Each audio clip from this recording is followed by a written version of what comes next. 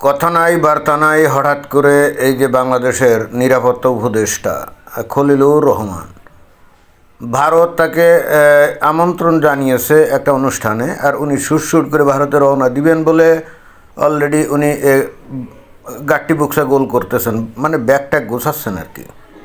তো এটা কোন ধরনের কথা? ভারত ডাকলেই তাকে যেতে হবে, যেখানে এই খলিলুর রহমান সহ তার উপদেষ্টা, তাদের যে উপদেষ্টা পরিষদ এবং বাংলাদেশের এনসিপি, বিএনপি এবং জামাত ইসলাম, যারা নাকি বাংলাদেশে এখন রাজত্ব করছে, তারা আমাদেরকে এতদিন মন্ত্রণা দিলে গত 15 মাস ধরে যে আমরা ভারতের চোখে চোখ রেখে কথা বলবো এবং তাদের আধিপত্যবাদকে আমরা দূরে ছুঁড়ে ফেলে দিয়ে আমরা পাকিস্তানের সাথে মিলে একত্রে গাজওয়াতুল হিন্দ করব। এটাই আমরা কিন্তু আশায় বুক বাঁধিয়েছিলাম। যাই হোক, এইবার যদি ভাগে কিছু গনিমতের মালটাল পাই, এবং সেই হেতু আমরা ভারতের পণ্য বয়কট করছিলাম, ভারতে যাওয়া বন্ধ করেছিলাম, ভারতের সমস্ত কিছু আমরা বয়কট করে আমরা নতুন একটা উজ্জীবনী মন্ত্রে উদ্দীপ্ত হয়ে আমরা কিন্তু ভিতরে ভিতরে যুদ্ধের প্রস্তুতি নিচ্ছিলাম। ওই যে আবু তাহের, জামাত ইসলামের নেতা, উনি বলছেন না যে 50 লক্ষ নেতাকর্মীদেরকে নাকি প্রশিক্ষণ দেওয়া আছে, যারা নাকি ভারতের বিরুদ্ধে যুদ্ধ করার জন্য প্রস্তুত। এই যখন সার্বিক অবস্থা, বাংলাদেশের মানুষ যখন নতুন স্বপ্ন নিয়ে এগোচ্ছিল, এইবার ভারতকে আমরা দেখে ছাড়ব, এত বড় উদ্ধত্ত যে তারা বাংলাদেশের আভ্যন্তরীণ বিষয়ে হস্তক্ষেপ করে। তো এই মতো অবস্থায় গত 15 মাসে আমরা কাউকে বাংলাদেশ থেকে ভারতে যাইতে দেখি নাই। এখন ভারতের ওই যে নিরাপত্তা উপদেষ্টা অজিত ডোভাল নাকি জানি, হ্যাঁ অজিত ডোভাল, ভারতের লোকজন তাকে বলে কি জেমস বন্ড 007। আপনারা নিশ্চয়ই জেমস বন্ড সিরিজের মুভিগুলো দেখছেন নাকি? তো এখন সে অজিত ডোভাল তাকে একটা মানে বাংলাদেশ সরকারের কাছে বা এই খলিলুর রহমানকে একটা কি দিল, একটা আমন্ত্রণ দিল যে আসো, ভারতে আসো, এখানে একটা মিটিং আছে। কি মিটিং জানি, কলম্বো প্যাক্ট এরকম, অর্থাৎ ওই যে বঙ্গোপসাগরের মধ্যে বা উপকূলে যে দেশগুলো আছে তারা একটা প্যাক্ট করছে, তাও বেশি বয়স না, যার সদস্য হলো বাংলাদেশ, ভারত, তারপরে শ্রীলঙ্কা, তারপর মালদ্বীপ, আর ওদিকে মনে হয় মরিশাস আছে। তারা একটা প্যাক্ট করছে যে বঙ্গোপসাগরে এখানে কারো মাতব্বরি সহ্য করতে দেওয়া হবে না। এটা বলাই বাহুল্য, আমেরিকার ইন্ধন এটা করছিল। আমেরিকাও তো চায় যে বঙ্গোপসাগরে যেন চীনা আধিপত্য বৃদ্ধি না পায়, এটাই তো, এবং তারা যেন এখানে এসে ঘাঁটি গাঁটতে পারে, উদ্দেশ্য কিন্তু এটাই ছিল। তো এখন কথা নাই বার্তা নাই, এই যে ভারত ওইটারই একটা সম্মেলন ডাকছে, মানে মিটিং ডাকছে, এবং সেখানে খলিলুর রহমানকে আমন্ত্রণ জানিয়েছে। আমরা ভাবছিলাম যে একেবারে অবজ্ঞা ভরে তুচ্ছতাচ্ছিল্য সহকারে অবহেলা করে ওটা ওই আবেদন প্রত্যাখ্যান করবে, কারণ আমরা এখন ভারত বিরোধী ভয়ঙ্কর জোশে আছি না। কখন ইমামের বা ইমাম মাহাদির ডাক আসবে, আমরা সবাই মিলে ঝাঁপিয়ে পড়বো, এদিক দিয়ে বাংলাদেশের লোক এবং পশ্চিম সীমান্ত দিয়ে পাকিস্তানের লোক, তাই না? এবং এই হেতু কিন্তু পাকিস্তানের সেনাবাহিনীর লোকজন, তারপরে নৌবাহিনীর লোকজন, তাদের যে জঙ্গি সংগঠন আছে লস্কর-ই তৈবা, জৈশ-ই-মুহাম্মদ, তাদেরও নেতা টেতা বাংলাদেশে এসে বাংলাদেশের মানুষদেরকে মানে মুমিন মুসলমানদেরকে মন্ত্রণা দিচ্ছে, ট্রেনিং দিচ্ছে, বুদ্ধি পরামর্শ দিচ্ছে, এবং তারা বলছে যে আমরাও তো ওই দিক দিয়ে ভারত আক্রমণ করবো, মানে গাজওয়াতুল হিন্দ শুরু করব, তোমরা পূর্ব দিক দিয়ে আক্রমণ করবে, ব্যাস তাহলে ভারত দখল হয়ে যাবে। আমরা কিন্তু সেই স্বপ্নেই বিভোর ছিলাম নাকি। আর আমাদেরকে সাহস যোগাতো এনসিপি নামে এই দলটা, যারা নাকি ওই যে বৈষম্য বিরোধী সংগ্রাম করছিল এবং করে শেখ হাসিনাকে পতন ঘটিয়েছিল। এবং তখনই আমরা কিন্তু সত্যিকার অর্থে একটা উজ্জীবিত হয়েছিলাম যে এইবার হ্যাঁ, বাংলাদেশে ভারত যে মাতবাড়ি সাতবাড়ি করে এই দিন কিন্তু শেষ। অথচ ইন্টারেস্টিং ব্যাপার হলো, খলিলুর রহমানকে আমন্ত্রণ জানানোর পর প্রত্যাখ্যান তো করেই নাই, অনেকটা মনে হলো যে একেবারে লুফে নিল, মানে অনেকটা বলা যায় কি, মানে এই ধরনের একটা আমন্ত্রণপত্র পেয়ে খলিলুর রহমান তো বটেই, বর্তমানে বাংলাদেশ সরকারও কেন জানি মনে হচ্ছে তারা নিজেদেরকে কৃতার্থ মনে করছে, তাই না? অন্তত তাদের ভাবে চক্করে মনে হচ্ছে কেন এই কথাটা বললাম। আচ্ছা ঠিক আছে, সে 19 তারিখ না 20 তারিখ যাবে, ইটস ওকে, কোনো সমস্যা নাই। বাট আমরা কিন্তু একটা জিনিস হঠাৎ করে নজর করছি, যেখানে আমরা যুদ্ধের জন্য প্রস্তুতি নিচ্ছি ভিতরে ভিতরে ভারতের বিরুদ্ধে, সেখানে আমাদেরকে যারা এতদিন উত্তেজিত করছিল যে এনসিপি, এই এনসিপির অল্প বয়সে পোলাপাইনগুলা সারাক্ষণ ভারত বিরোধী স্লোগান দিত না, আমরা বিশ্বের সঙ্গে লক্ষ্য করছি যে এরা এখন হঠাৎ করে চুপ হয়ে গেছে। তো এটা কোন ধরনের কথা? এতদিন আমাদেরকে তারা উস্কাইলো, আমাদেরকে উত্তেজিত করলো, আমাদেরকে দেশপ্রেমিকতার মন্ত্রে উদ্বুদ্ধ করে ভারতের বিরুদ্ধে জিহাদ করার জন্য উদ্বুদ্ধ করলো। আর এখন 15 মাস যাওয়ার পর যেখানে ভারত খলিলুর রহমানকে আমন্ত্রণ করার সাথে সাথে একেবারে মনে হলো যে এইটার জন্য হয়তো বাংলাদেশ সরকার অপেক্ষা করছিল যে একটা আমন্ত্রণ করবে, সাথে সাথে যাবে। আর সেখানে এনসিপির নেতারা একেবারে শুনশান নীরবতা, তারা একটা টু শব্দ করে না। তারা এখন মাঠে এসে বলবে না যে খলিলুর রহমান অবশ্যই যাবে না, ভারতে কিসের কাজ, ভারতের সাথে কোনো সম্পর্ক নেই, অতএব আমাদের দেশের কেন প্রতিনিধি ভারতে যাবে বলেন? এই কথা আমাদেরকে বলে আমাদেরকে উজ্জীবিত করবে না, না, সেটা তারা না করে মনে হচ্ছে একেবারে চুপসে গেছে, একেবারে মুখে একেবারে all quiet in the western front টাইপের একেবারে নিস্তব্ধতা তাদের মধ্যে নেমে আসছে। তারা একটা টু শব্দ করছে না।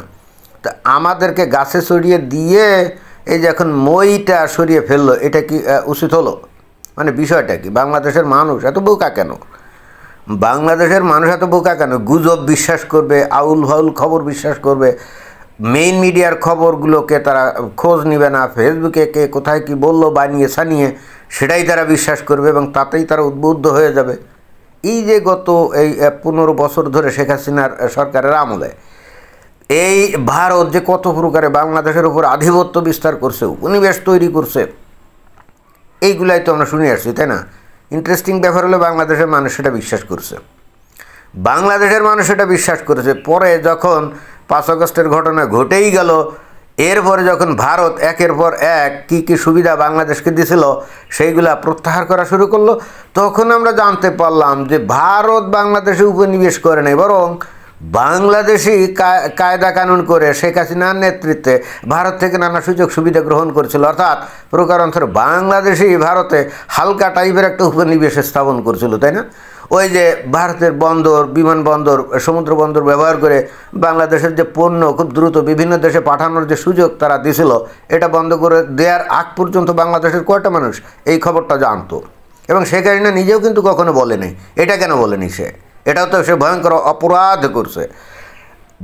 বাংলাদেশ একটা ছোট্ট দেশ হয়েও ভারতের মতো বিশাল দেশে যদি হালকা টাইপের উপনিবেশ তৈরি করা যায় বা উপনিবেশের শক্তি মানে পরিবেশ যদি তৈরি করা যায়, সেটা খুব গর্ব অহংকার সহকারে শেখ হাসিনার বলা উচিত ছিল না, প্রচার করা উচিত ছিল না? তাকে কিন্তু বলেনি। এবং এরপরে এই যে ভারত ওই সুযোগ মনে হয় এখনও বন্ধ করে নয়, যে বাংলাদেশের পণ্য ভারতের ভূমি ব্যবহার করে যে নেপাল বা ভুটানে যায়, ওইটা মনে হয় এখনও বন্ধ করে নয়, যে কোনো মোমেন্টে বন্ধ করতে পারে। এবং এটাও তো বাংলাদেশের জন্য একটা বিশাল সুযোগ, তাই না? তো সেই তুলনায় ভারত বাংলাদেশকে তেমন কোনো ব্যবহার করতে এখনও পারছে? আমরা শুনছি বিভিন্ন স্থল মানে সমুদ্র বন্দর টন্দর ব্যবহার করে 7 সিস্টার্সে মালামাল নিয়ে যাবে, তবে এই ধরনের কিছু বিষয় আশায় ছিল। এগুলো করতে পারছে বলে আপনার মনে হয় না। অবকাঠামো তৈরি হচ্ছিল, কিন্তু এখনও তারা সেই সুযোগগুলো গ্রহণ করতে পারে নাই, তার আগেই কলকে উল্টে গেছে। যাই হোক, মোদ্দা কথা হচ্ছে যে আমরা সত্য হোক মিথ্যা হোক, ভুয়া প্রোপাগান্ডার মাধ্যমে হোক, আমাদেরকে যখন উত্তেজিত করা হয়েছিল ভারতের বিরুদ্ধে, এবং আমরা তখন জানবাজি লড়াই করব এবং লড়াই করতে করতে গিয়ে দরকার শহীদ হয়ে যাব, তাতেও তো লাভ। সোজা তখন বিনা বিচার বেহেশতে গিয়ে 72 হুরের সাথে যৌন সঙ্গম, তাই না? তা আমরা তো ওটার জন্য অপেক্ষা করছিলাম। বাসলে গাজী তখন ভারতের সুন্দরী সুন্দরী বলিউডের কি সুন্দর তন্নি তরুণী, তাই না? এগুলোরে না, ওগুলো তো আমি ভাগে পাবো না, আমি কামাকা এত উত্তেজিত কেন হচ্ছি? যাকে বাদ দেন। আসল কথা হচ্ছে যে এনসিপি এরা আমাদেরকে এতদিন ধরে যেভাবে আমাদের উত্তেজিত করলো, এরা এখন চুপ হয়ে গেল কেন? এই সমস্ত সিপাহ সালারদের দেখেই তো আমরা উজ্জীবিত হচ্ছিলাম যে যাক, গত 54 বছরে এই বাংলাদেশে এই ধরনের সিপাহ সালার আর কিন্তু তৈরি হয় নাই। অথচ এরা এখন শুনশান নীরবতা। তাহলে কি ডক্টর মোহাম্মদ ইউনূসদেরকে বলে দিয়েছে চুপ মেরে যাও, চেপে যাও আর বাড়িও না, পরিস্থিতি সব এলোমেলো হয়ে গেছে? এই ধরনের কি কোনো মেসেজ দিচ্ছে নাকি বা দিয়েছে নাকি কি জানি, দিলে দিতেও পারে, তা না হলে ওরা একেবারে চুপচাপ। অবশ্য চুপচাপ না, ভিতরে ভিতরে তারা বেশ ভালোই আয় উপার্জন করছে, যেটা আমরা নানাভাবে শুনছি। শত শত না, রীতিমতো হাজার হাজার কোটি টাকা অলরেডি তারা আয় উপার্জন করে ফেলছে। একদিক দিয়ে সেটা ঠিকই আছে, খালি আওয়ামী লীগের লোকজন বছরের পর বছর ক্ষমতায় থাকবে, তারা খালি আয় উপার্জন করবে, তারা খালি টাকা পয়সা ধন সম্পদ অর্জন করবে, আর অন্য দল তারা বর্জিত থাকবে, তারা বঞ্চিত থাকবে। এটা তো হতেই পারে না। সেই দিক দিয়ে হিসাব করলে এই বৈষম্য বিরোধী আন্দোলনের নেতারা ঠিক কাজই করছে। এখন তারা আয় উপার্জন করছে, তাহলে সমানে সমান হয়ে গেল। এখন আর বৈষম্য থাকলো না, হয়ে গেল সাম্যতা। আমি এটা সাপোর্ট করি। কিন্তু আমাদেরকে যে ভারত বিরোধিতার মন্ত্রে উজ্জীবিত করে দিয়ে এরা যে এখন পুরা ওই যে অনেকটা আমাদেরকে গাছে চড়ে তুলে দিয়ে এখন মই নামিয়ে ফেললো, এইটার জন্য তাদের এখন কি হওয়া উচিত? আর খলিলুর রহমান ভারতে যাচ্ছে, দেখা যাক কি হচ্ছে। এদিকে ভারত তো ওই যে বাংলাদেশের বিভিন্ন চতুর্পাশে বিশাল সেনা বাহিনী মোতায়েন করে ফেলছে, কি জানি আক্রমণ করে বসবে নাকি, তাও তো বুঝি না। সেরকম প্ল্যান প্রোগ্রাম না থাকলে তো আর ওই ধরনের সেনা ডিপ্লয়মেন্ট করতো না, তাই না? তাদের কি রাফাল বিমান নাকি মোতায়েন করছে, S-400 মোতায়েন করছে, Pinaka multi purpose rocket system মোতায়েন করছে, আরও কত কি মোতায়েন করছে কে জানে। আমরা তো আর অত কিছু জানি না, অস্ত্রপাতি সম্পর্কে তো আমাদের কোনো আইডিয়া নাই। কিন্তু এগুলো কি খামাখা মোতায়েন করছে নাকি? আমার ধারণা বাংলাদেশে বর্তমানে যেভাবে ওই পাকিস্তান থেকে সেনাবাহিনীর লোক, তারপর ISI-এর লোক, যেভাবে লস্করি তৈবা জয়শ ই মুহম্মদের নেতা টেতারা বাংলাদেশে এসে একেবারে পিকনিক মুডে ঘোরাঘুরি করছে, এবং আমার মনে হয় যে অলরেডি বিভিন্ন জায়গায় হয়তো ট্রেনিং ক্যাম্প চালু হয়ে গেছে জঙ্গি প্রশিক্ষণের। তো এটা ভারত টের পেয়ে গেছে, তাদের যে গোয়েন্দা সূত্রে যে জেনে গেছে। সম্ভবত ফাইনাল হুঁশিয়ারি দেওয়ার জন্যেই এই যে খলিলুর রহমানকে ডেকে পাঠিয়েছে যে আসেন এখানে, ওই যে কলম্বো প্যাক্টের নামে একটা মিটিং তাকে ডেকে পাঠিয়েছে। যদিও এটা দ্বিপাক্ষিক না, কিন্তু আসলে ওটা হলো মানে উপলক্ষ মাত্র। কিন্তু আসলে এই খলিলুর রহমানকে সম্ভবত ভারত বলে দিবে যে আপনারা যথেষ্ট বেড়ে গেছেন, যথেষ্ট বেড়ে গেছেন। এখনও যদি আপনারা মানে সময় আছে, এখনও থেমে যান, এবং যা যা আপনারা করতেছেন এটা টু মাস, এইগুলা করে আপনারা পার পাবেন না। এবং এরপরে যদি আপনারা নিজেদেরকে সংযত না করেন, তাহলে আমাদেরকে কিন্তু আর মানে আমাদেরও ধৈর্যের সীমা আছে। অর্থাৎ ধৈর্যের বাঁধ ভেঙে গেলে আমরা কিন্তু অভিযান চালাতে বাধ্য হব। আমার তো মনে হয় যে এই ধরনের একটা চূড়ান্ত মেসেজ দেওয়ার জন্যই এই খলিলুর রহমানকে ডেকে নিয়ে যাচ্ছে। আর ওদিকে আমার মনে হয় না যে ভারতের এই সব বাংলাদেশ এখন মোকাবেলা করতে পারবে, কারণ আমরা অলরেডি জেনে গেছি যে বাংলাদেশ সরকারের পিছনে মূল যে অনুপ্রেরণা অথবা সাপোর্টার ছিল আমেরিকা। এই আমেরিকা তার আশীর্বাদের হাত এখন ডক্টর মোহাম্মদ ইউনূসের মাথা থেকে তুলে নিচ্ছে। ডক্টর ইউনূস এটা বুঝে গিয়ে একেবারে এই জন্য সম্পূর্ণত বাংলাদেশের এই যে মৌলবাদী শক্তির উপর ভরসা করে এখন ক্ষমতায় আছে, এবং তাদেরকে খুশি করে একটা পর্যায়ে নির্বাচন দিয়ে উনি মানে সম্মানে উনি কেটে পড়তে চাচ্ছেন। এটা এখন বোঝা যাচ্ছে। এখন দেখা যাক উনি খালি চলে যাবেন আর বাকি ওনার যে সঙ্গী সাথীরা আছে তাদের কি হবে। যদিও তাদেরকে সেফ এক্সিট দেওয়ার নামে অনেকেই কিন্তু বিদেশি মিশনে চাকরি বাকরি দিয়ে দিচ্ছেন, এটা একটা ভালো জিনিস। পরে কোনো পট পরিবর্তন হলে ওরা তো বিদেশেই আছে, আর ফিরবে না, রাজনৈতিক আশ্রয় চাইবে, তাই না? পরিস্থিতি মনে হয় ওইদিকে ধাবিত হচ্ছে, ঘটনাচক্রে তো সেরকম মনে হয়। কিন্তু এই যে এই বৈষম্য বিরোধী আন্দোলনের নেতারা আমাদেরকে আসলে ভীষণভাবে ঠকালো, এটা কিন্তু বলাই যায় নাকি। ধন্যবাদ।